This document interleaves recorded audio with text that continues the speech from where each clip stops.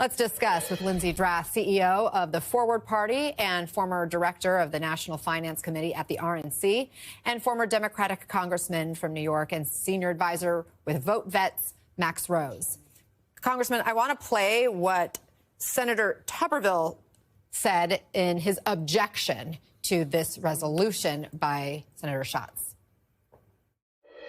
It is customary and totally normal for foreign countries to give our government gifts.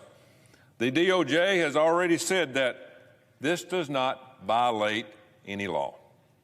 So why are my colleagues and the woke media having a full-blown meltdown over this situation? Congressman, what do you make of that logic? Tell me something else. Look, it's not a gift.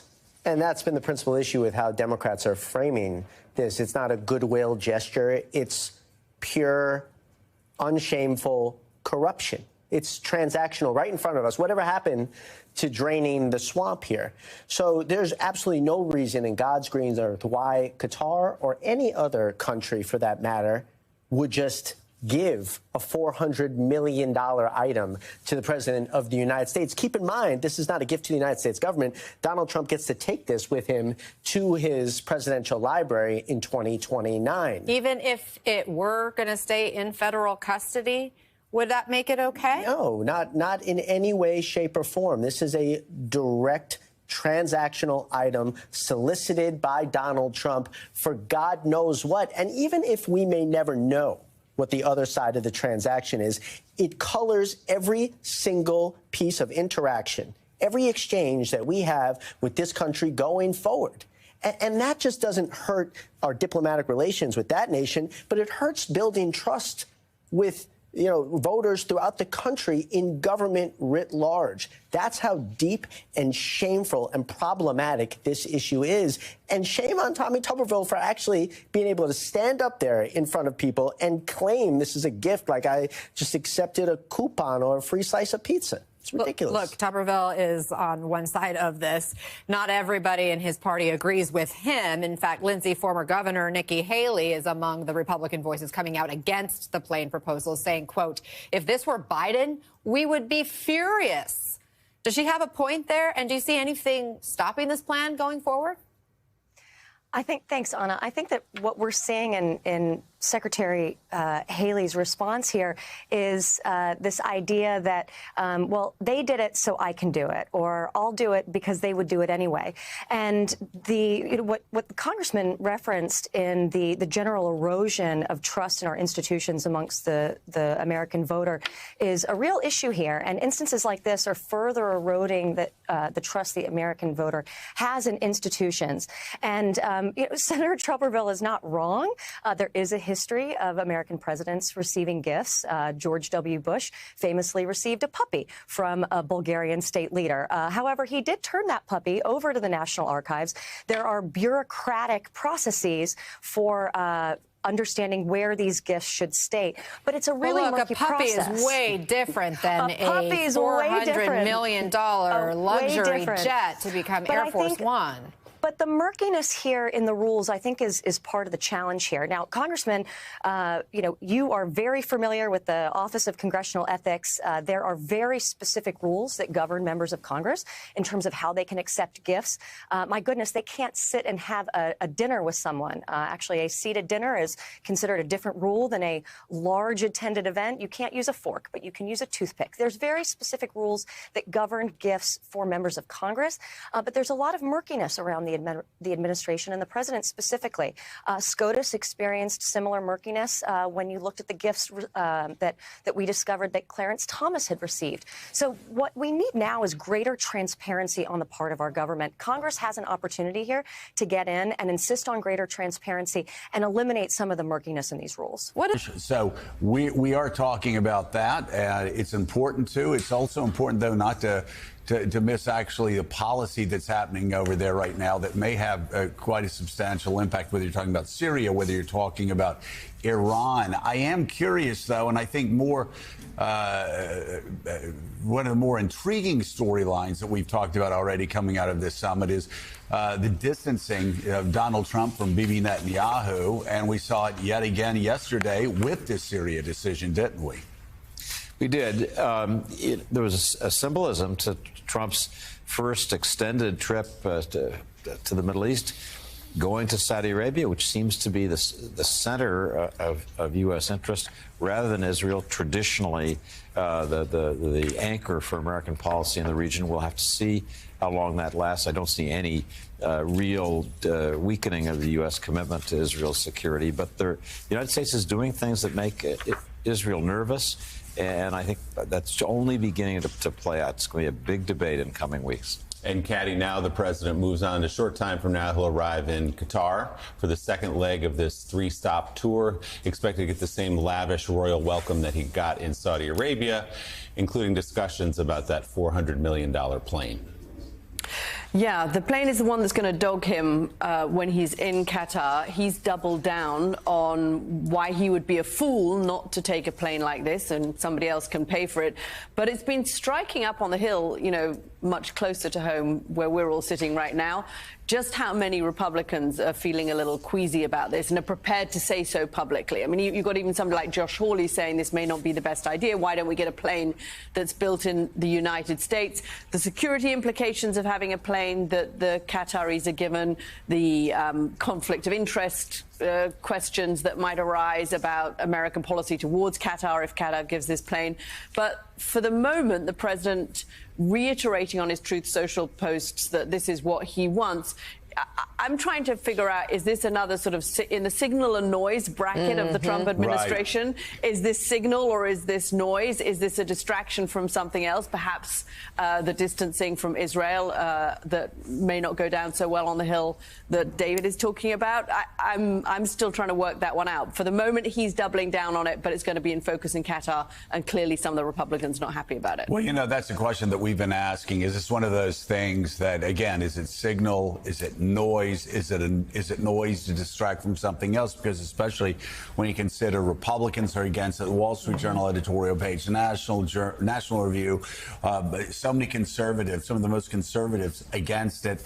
Also, of course, the intel community very concerned about the espionage threats there. It's just so again, that is the question that again, as Caddy asked, is this signal? Is this noise? Is this something that at the end he knows he's not going to be able to accept? It may be one issue, whether it's a trolling noise or not, where Republicans find their voice a bit. Here they are talking about the plane. This is a hypothetical, and I'm sure that if and when there is, it's no longer a hypothetical. I can assure you there will be plenty of scrutiny of whatever that arrangement might look like. Are you concerned with the national security implications of that jet being given as a gift to the president? Well, again, I mean, like I said, there'll be plenty of scrutiny. There are lots of issues around that I think will attract very serious questions if and when it happens. Well, what I'm concerned is the safety of the president. I mean, Qatar's not, in my opinion, a great ally. I mean, they support Hamas. And so what I'm worried about is the safety of the president of the United States. I'm even a little concerned about accepting a gift to the federal government that way. I mean, it's a very odd offer. Obviously, people just don't give you things without expecting something in return. And, you know, Qatar may be useful, but I wouldn't say they're our strongest ally. When you get something of that value from a country, one typically thinks that there's something in it for the country that is offering it. So I think there's certainly a lot of questions. I think we should have a big, beautiful plane built in the United States of America. The president's been very good on Make America, Buy America. We probably ought to pass a law that requires the federal government to buy everything from and in the United States of America. I think this would be a good opportunity to do that. And I can think of other things, I bet the president can too, that Qatar can do to be helpful to us. If they'd like to be helpful, they could start by rooting out the Islamic radicalist terrorists. that they fund, whether it's Hezbollah, whether it's Hamas, whether it's Islamic Jihad. We can go down the list, but Elizabeth, there's so many things that Republicans would naturally be against here in any normal times, and we're starting to hear actually some of it. You know, one is the fact that Hamas has been supported by Qatar for years now, and every other anti-Israeli terrorist group has been as well. So there's that problem. There's a problem of getting Air Force One, potential Air Force One from any country. Like, this would be a problem if we were coming from France, let alone Qatar. And then finally, as Josh Hawley said there, the presidency and the Republican Party that is so dedicated to buying America, building America, at least they say they are, actually not even having the president fly around in a plane built by Americans. Well, can you imagine if this was Barack Obama wanting to accept the $400 million plane from Qatar? It just shows you how things have changed. I mean, Democratic presidents, and their aides have talked about going to Riyadh and going into the rooms and finding literally briefcases of jewels, of diamonds and emeralds and rubies. And the first thing they did was they turned them over to the person at the State Department so they would not accept them. It just shows you how things have changed under Donald Trump, and with his selling his meme coin.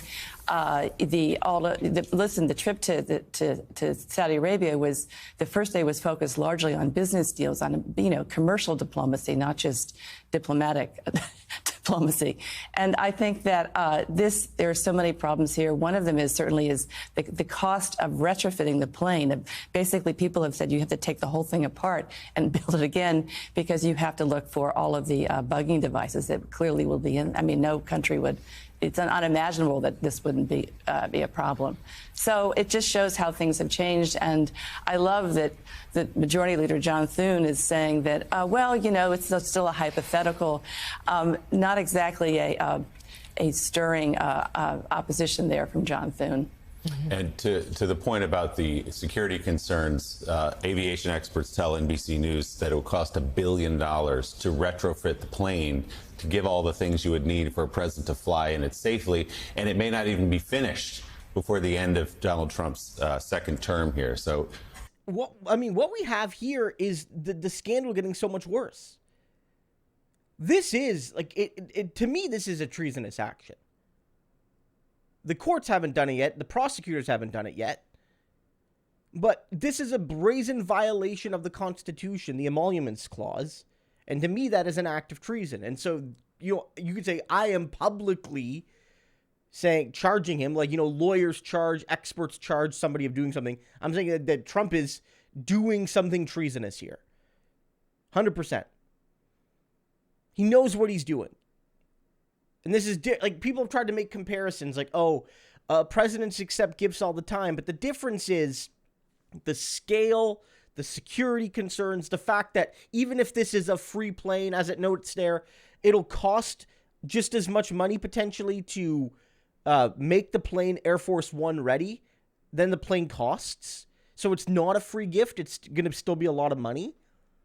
And it's basically a gift to Trump only, because even he's like, well, we're going to give it to my library after. So then is it really a gift to the presidency, or is it a gift to the Trump administration? Again, normally when a president gets a gift, it goes to the government. Like if a White House gets a piece of art, it's the government gets that, and the president could display it. But generally that stays in the possession of the White House. And the next president, if they so choose, can put it up on their walls. You know what I mean? Or loan it out to a museum or what have you. This is something very different and very troubling. There's a reason why even a lot of Republicans are loud about how bad this is.